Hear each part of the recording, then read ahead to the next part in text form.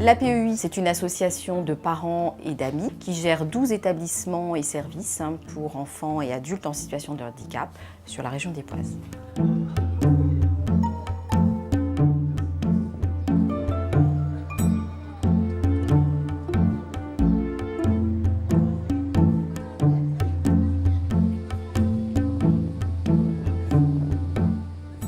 Tout a commencé en 1964.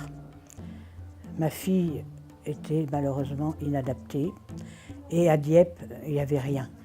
Et pour les autres parents, il n'y avait rien non plus. Le handicap était quelque chose qu'on ne voulait pas connaître, qu'on ne voulait pas voir. D'ailleurs, les parents, on nous isolait, on ne nous invitait plus. Moi, je l'ai ressenti même en ville. On s'est groupés. Monsieur Juvent m'a dit on a envie même, comme on n'est pas reconnu par personne, de créer une petite école à nous, clandestine, car je veux dire en commençant que tout le mérite de la création de la PEI, qui était à l'époque l'UNAPEI à Dieppe, tout en revient le mérite à M. Maurice. C'est lui qui a eu les idées, qui a eu la force, qui a eu le tonus, qui a eu j'ose dire même le culot. Il a loué une salle et on a groupé dans cette salle-là 12 enfants et au bout de quelques mois, l'Éducation nationale, bien sûr, s'en est mêlée, parce qu'on n'avait pas le droit. Donc, ils nous ont détaché une directrice qui s'appelait Madame Prono, et on nous a mis à notre disposition les baraquements rue de Blainville. Et puis, les bâtiments se sont trouvés petits, trop petits. Donc, M. Maurice, il a dit, il faut qu'on achète quelque chose. Et puis, il y a eu une occasion, c'est ce fameux château blanc d'Arc-la-Bataille. Le château blanc a été acheté. Là, donc, tout le monde est rentré avec nous. Le département, la caisse d'allocation familiale. C'est-à-dire que nous, vous savez, pour nos enfants, on devenait féroces. On voulait tout ce qui était le mieux. Donc, on ne s'occupait pas toujours de l'officiel. Nous, ce qu'on voulait, c'est que les enfants soient heureux. Parce que c'était très difficile ce qu'ils vivaient.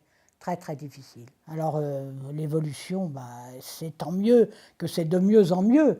Parce que quand on était au début dans les baraquements, si j'avais pu penser qu'on aurait un jour un établissement comme le Quai de l'Isère, on aurait été sur le domaine du rêve.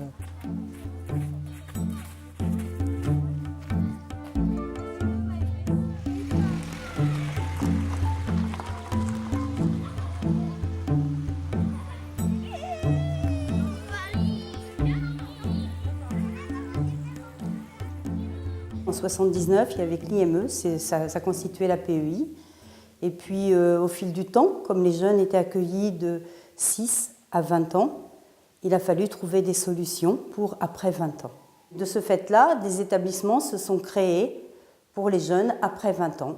ESAT, atelier de jour, foyer de vie, et puis le petit dernier, c'est le FAM de Saint-Nicolas. Ce que j'ai apprécié aussi dans ma profession, c'est le fait de pouvoir partager avec d'autres professionnels, avec les parents, parce qu'impliquer les parents dans l'avenir de leur enfant, je trouve que c'est quelque chose de très important. L'APEI, c'est une rencontre, il y a 17 ans, une belle rencontre. À l'époque, j'étais psychologue. Et ce que j'ai rencontré à l'APEI auprès des équipes, c'est à la fois une envie, un engagement, une implication et c'est vraiment ce qui m'a donné envie de devenir le pilote en quelque sorte en tant que directrice. Toute l'énergie, toute l'envie, tout le plaisir à être ensemble. Les projets qu'on mène aujourd'hui en 2016, bientôt 2017, ce ne sont pas les mêmes que nous menions en 2000. En 2000, on travaillait sur les premiers projets personnalisés. Aujourd'hui, on accompagne la vie affective et sexuelle, la parentalité. En tant que directrice, mon objectif, c'est de fédérer tous les établissements autour d'un projet commun, d'harmoniser l'approche, l'accompagnement, les pratiques, bien sûr en respectant les spécificités de chaque établissement. Vous mettez sur le plateau devant, ça va travailler mieux. Pourquoi faire ça? Elles sont tournées. Faut le jeter ça, les loups. Attention, c'est pas. Bah, c'est les œufs de ce matin, ça. Oui. Ouais, il faut les jeter, d'accord. Et là, vous allez faire quoi, vous, avec. Non, on va faire le gâteau. Vous allez faire le gâteau, là? Ah oui, hein. Et tu mets dedans. À l'IME, à l'école, c'est pour apprendre à faire des choses, pour faire des choses plus tard, on peut trouver du travail. J'aime beaucoup faire la restauration, la cuisine. À que je prépare le pain. Je fais de la boulangerie, de la pâtisserie. On met le sel, la levure, la farine, l'eau. Après, on a fait dans le pétrin, on le met en route. L'ambiance est bien dans l'atelier. On a la bonne humeur pour travailler.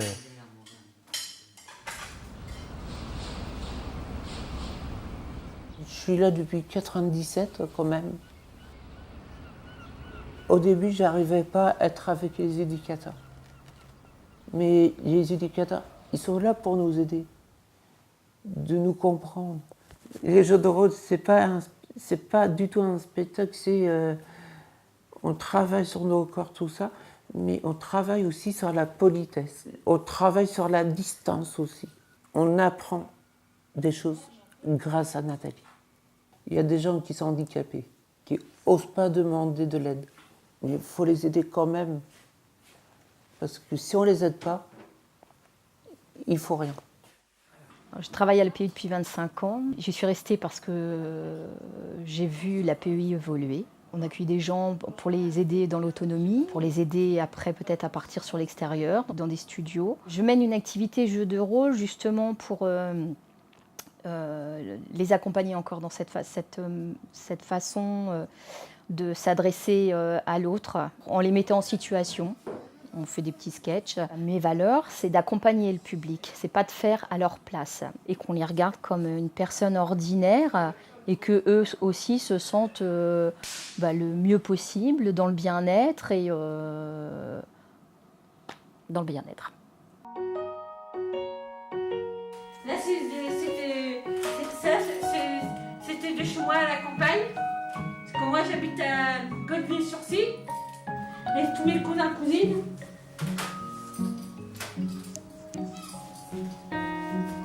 J'ai une grande famille.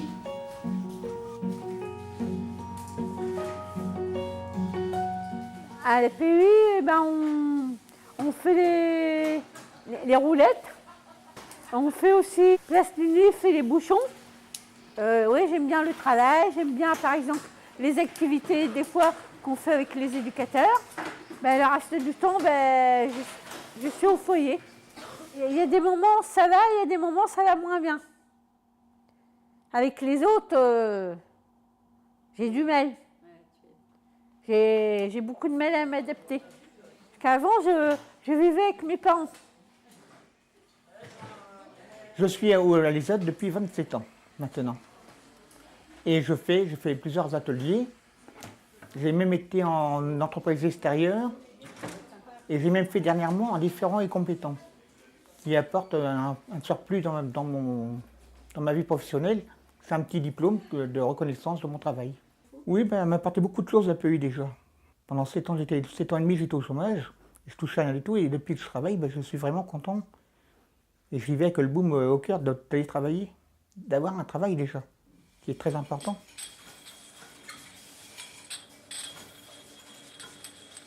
J'ai commencé le 19 juin 2007. On m'a dit il y a le caramel de pomme diepois qui va s'ouvrir. Veux-tu venir avec nous? Il n'y a pas de problème. Du coup, moi j'ai dit pas de problème, ça me rapproche un petit peu de la cuisine. Du coup, j'ai vu un petit peu l'atelier et je me suis dit pourquoi pas. Ça se passe sur différents postes. On le met dans la grande cuve qui est derrière nous, qui fait 142 kg. Et on ajoute le beurre, la compote et le sucre. On le ramène en caramel de pomme jusqu'à temps qu'il n'y ait plus de grumeaux à l'intérieur. On intègre le beurre, ensuite la compote. On arrive aux températures, on le verse dans la trémie et après l'empotage c'est parti.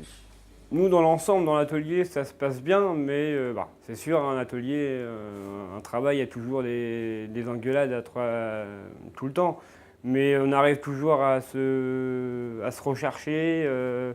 Je pars en livraison, les gars me disent Maxime n'est pas là, comment ça se fait, il est où voilà quoi. C'est tout le temps, on cherche un à l'autre. Ce qui est important pour moi, c'est d'être à l'écoute des travailleurs, de pouvoir partager avec eux tout ce qui est apprentissage, leur apprendre un métier, pouvoir les guider, les orienter et puis les amener au plus près à développer leurs compétences dans le milieu ordinaire. J'aime beaucoup le travail de la lingerie. Il y a des muraux piauterie. Ben, on a fait rôle. On en voulait un au départ. Avec du mal. Ça fait bien 5 ans qu'on est ensemble. Mon projet, c'est le mariage et le baptême. Avec la PEI, ce qui est bien, c'est que justement, on se sent en confiance pour l'avenir de son enfant. Et on sait qu'il y aura forcément une structure quelque part qui pourra l'accueillir s'il ne peut pas intégrer le monde normal. On a tous des enfants différents. J'aimerais qu'on se réunisse parce que c'est en se réunissant qu'on est plus fort, pour mener ce combat.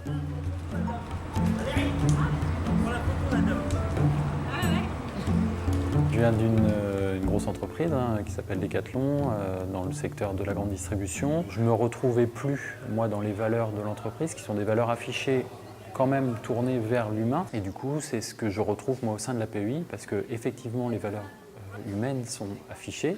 C'est également dans le projet de l'association, mais c'est ce qu'on vit réellement au quotidien, à la fois auprès des participants et des résidents, à la fois auprès des familles et également auprès des professionnels. J'apporte, je pense, venant d'une grosse entreprise,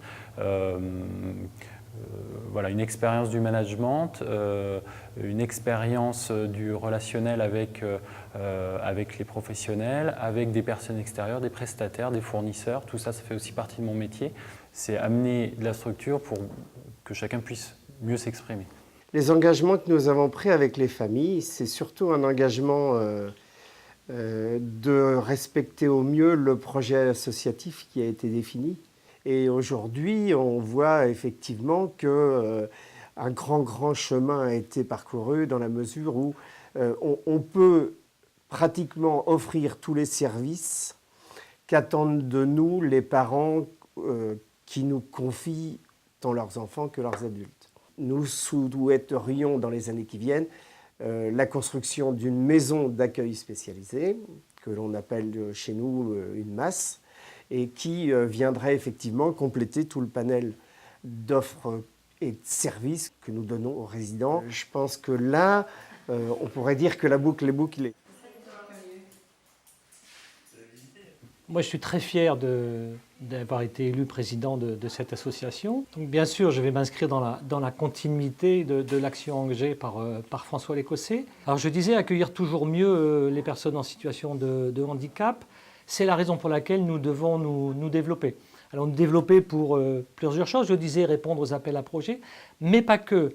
On doit travailler aussi en collaboration avec nos associations sœurs.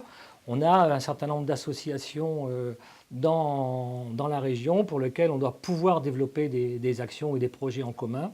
On doit vraiment vivre au cœur de la cité. Mon but, moi, c'est qu'on trouve, qu'on donne la chance à Raphaël d'être reconnu en qualité de travailleur, d'être en capacité, qu'il était lui aussi en capacité de fournir un travail, de gagner sa vie, de vivre le mieux possible. C'était mon fils, je voulais trouver un cadre de vie aussi bien dans le travail que hors du travail, qui puisse s'épanouir. Et je trouve qu'à la PEI, on leur donne cette possibilité-là. Moi, ça m'a tranquillisée.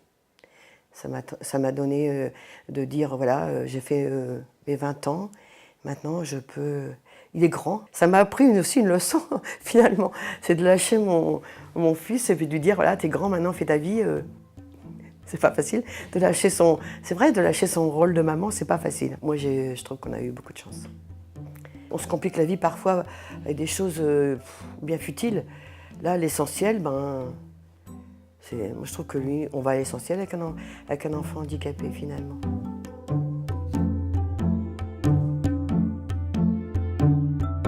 Il y en a qui sont bien rasés, mais mes derniers poignards, il n'est pas bien rasé. Alors une fois arrivé dans les baraquements de la rue de Blainville,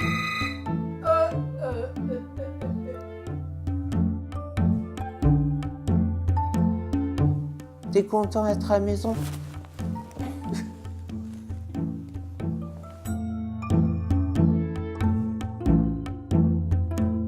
J'adore... Non, c'est pas bon.